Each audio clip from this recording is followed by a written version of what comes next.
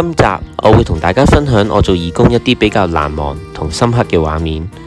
帶團導賞係我最熟悉同埋學到嘢嘅，我會同一位女同事阿丫一齊做，我哋輪流負責講解，另一位就影相同埋傍住喺遊客隔離 support。由於連阿丫都唔知道幾時會有團嚟，所以見有人嚟，我就要擺低手頭上做緊嘅嘢去帶團。完咗啦，又做返自己嘢。有時做到悶悶地嗰陣，真係會想有訪客嚟，等自己可以抒發 duty。每次導賞大概20分鐘左右。成年人嘅團比較好帶，因為佢哋好有禮貌，會問 make sense 嘅問題，而且到最後仲會捐錢。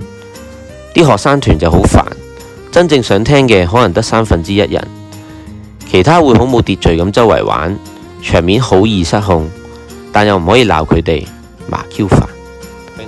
另外放狗係我每朝嘅 duty 嚟，一開始會好怕放大隻嘅狗，因為仲未同佢哋混熟，會驚俾佢哋咬。後來就輕鬆冇咩問題，主要麻煩係啲狗比較熱情，會係咁攬我同錫我，每日都搞到條褲好污糟要洗。晏晝我會幫貓狗梳理毛髮，呢 part 係我最中意嘅，因為啲貓狗都會好乖咁瞓低享受，甚至好幾隻貓試過瞓埋喺我身上。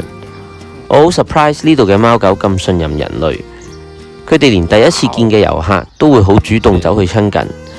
佢哋之前明明係流浪貓狗，所以我 expect 佢哋會好有戒心，或者會好 aggressive 同埋怕陌生人，但佢哋完全冇，所以我做下嘢，一有時間就會去撚下貓。接落嚟會有一啲駱馬受傷、血淋淋甚至死亡嘅畫面，如果覺得接受唔到嘅，請跳去3分26秒。